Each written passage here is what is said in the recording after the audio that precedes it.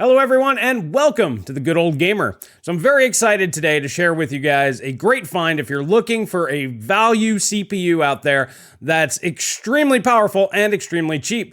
Intel has a CPU available with 8 cores, 16 threads, will clock beyond 4.5 gigahertz and cost you less than $100. And I'm not talking about some off-brand Xeon, I'm talking about the old flagship, the Haswell E Core i7 Extreme Edition 5960X. That's right, they are sub $100 right now. And when I saw that, I was like, man, that's a great deal. I need to test this out and see, well, is it any good? And is it worth buying here today? And that's what we're gonna be talking about in this video. So I'm super excited. So let's go ahead and jump right in. All right, so let's start with the test bench and the specs. So obviously we're starting off with the Core i7 5960X. This comes with a base clock of 3 gigahertz and a boost clock of 3.5. That's not very good, and that's why we went ahead and overclocked. Very easily, I got it to 4.3. Literally in the BIOS, it's just a one click and boom, we were at 4.3. I pushed it to 4.5, had no issues, didn't even need to increase stock voltage. So it has more room in the tank, but I decided 4.5 is probably going to be more typical that most people are going to do, as it doesn't need a whole lot of power to run. So awesome. Next up, the motherboard, and we'll talk more about motherboards as this is important for pricing for a budget build, but I was able to get this for $130. It's an X99 UDP3 or 3P, whatever. Motherboard here. It's only got the 4 DIMM slots, but does still have quad channel. I think that that's plenty. And then for memory, Kingston was kind enough to provide us with 64 gigabytes of their Kingston Fury Beast DDR4 3600 RGB kit. So it looks real cool here. Now, when it came to the RAM, this is the first platform that supported DDR4, so there's no way that it's going to run DDR4 3600. Luckily, this kit does have an XMP profile for 3000 megahertz, and that worked just fine. So that's what we're going to be running at here, and that's at CL16. And I want to thank my buddy Austin for coming over, hanging out, doing some benchmarks with me, and letting me borrow his RTX 3090. That was the GPU tested on both platforms. Kingston was also kind enough to provide us with a 2 terabyte KC2500 NVMe for testing. These are great drives. I've been using them for a while. Absolutely love them. Thank you for that. And then I want to talk a little bit about the cooling, because you figure this is a 140 watt TDP processor, and that's at 3 gigahertz, right? So you figure you need a big cooler. I went with the cheapest route, as this is obviously a budget build. I went with the Deepcool GAMX 400 for about $20.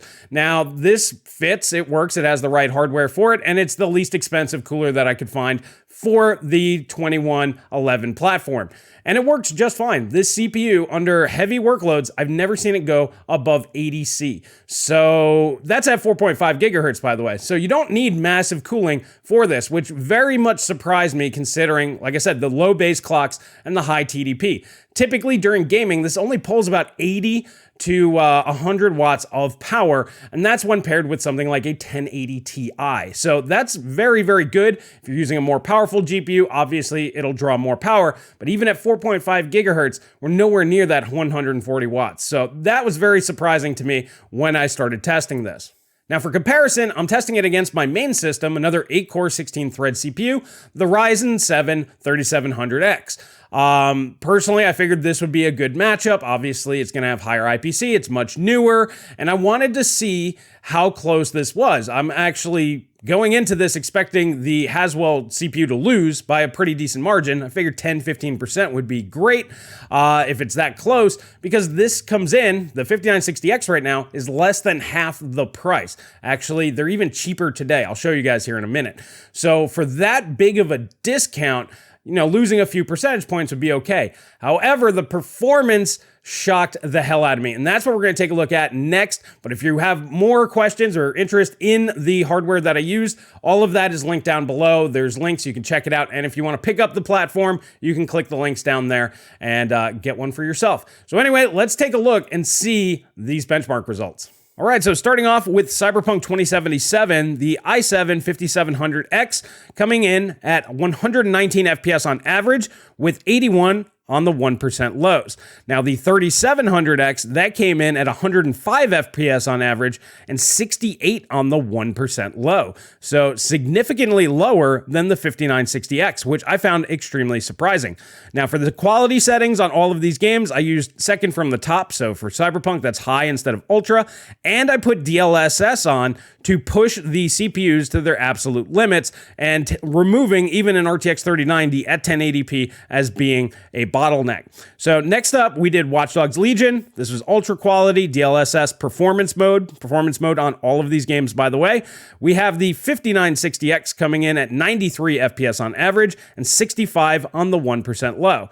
In comparison, the Ryzen 7 3700X came in at 81 FPS on average and 64 on the 1% low. So another very, very surprising result that personally I couldn't believe. But when I finished all my tests, this seems to be the trend.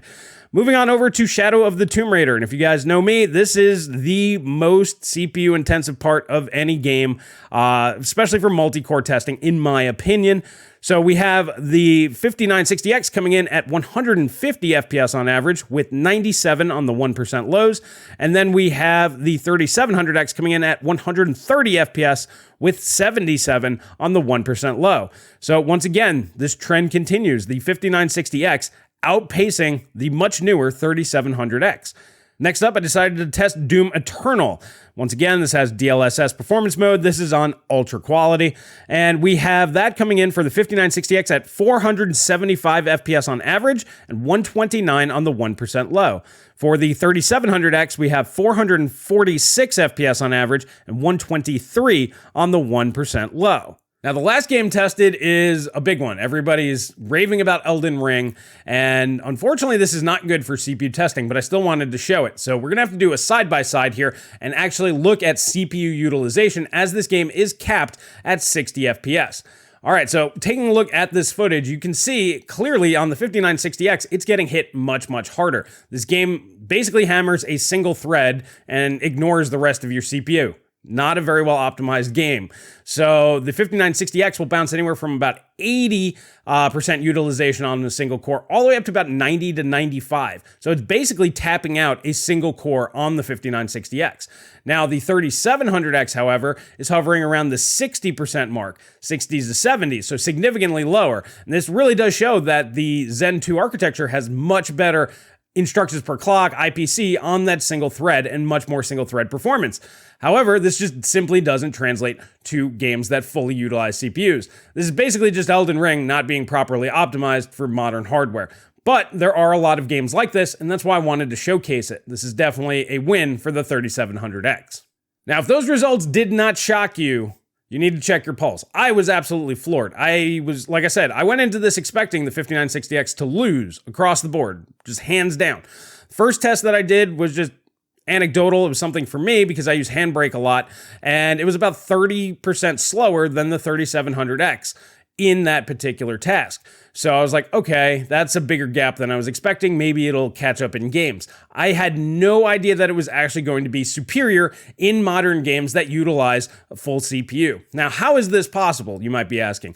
Well, the 5960X is Broadwell E. It has a lot of L3 cache compared to its mainstream counterparts at the time. So something like a 4770K has 8 megabytes of L3 cache. This has 20 megabytes. So that's one of the things that's offsetting that. Will actually give a higher IPC than what I saw on my testing. If you guys remember this chart, I went ahead and tested basically Pentium 4s up through Coffee Lake, and you can see that Haswell is significantly worse than like the Skylake architectures, which is about where Zen 2 lands. But that's using a CPU with much lower cache. And we know Steve from Hardware Unboxed did a video showing the more cache Intel CPUs have, the faster they are at gaming. So that mitigates it. Also, the addition of quad channel memory. This actually makes up a lot of ground. In certain areas where dual channel DDR4 3200, which I used on the 3700X, that can become a limitation. quad channel DDR4 3000 is not going to be a limitation at all. So that's a bottleneck that's just completely removed that the 3700X has to deal with.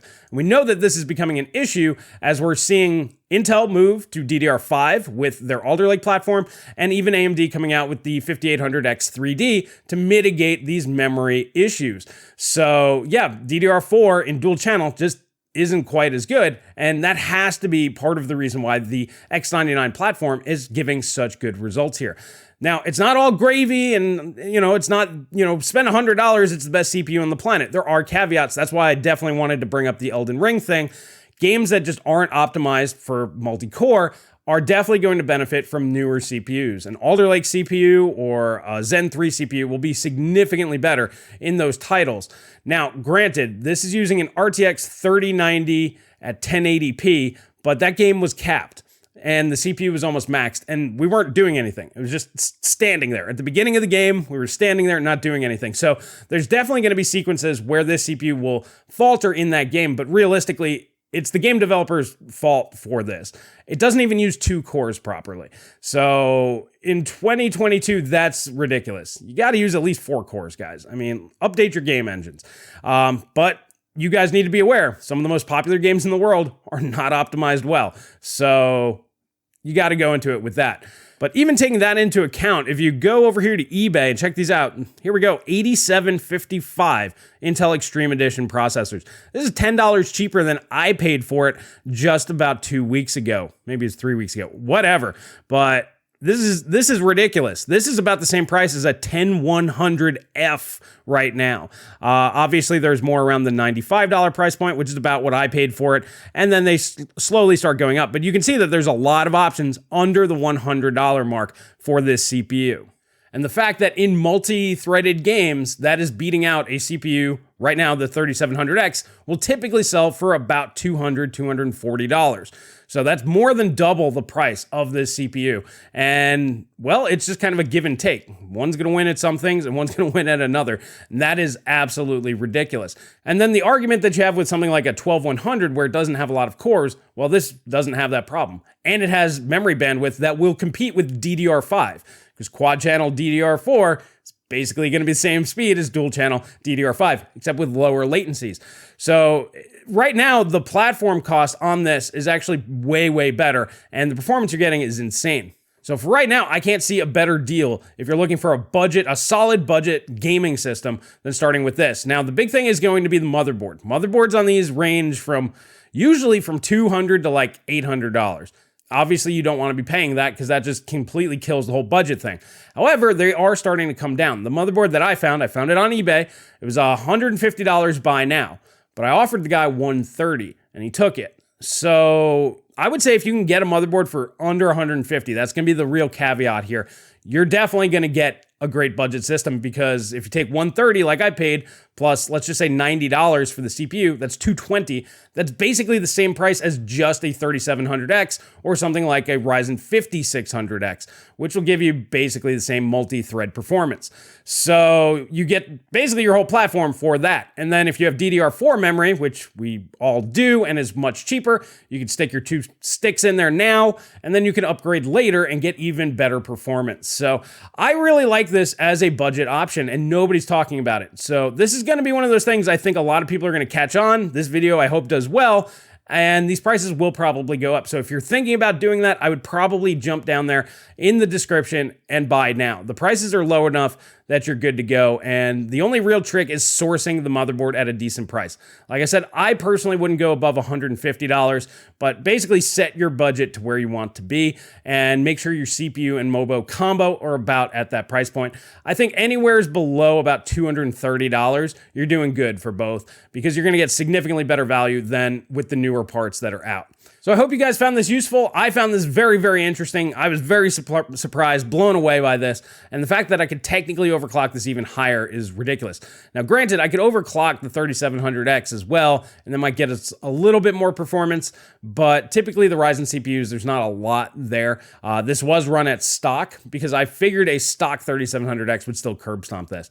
I'm floored that that's not the case in all cases. Now, granted, like I said, in Handbrake, The 3700X, much better. And then in single thread, obviously much better. But it's under $100. So that's crazy right there.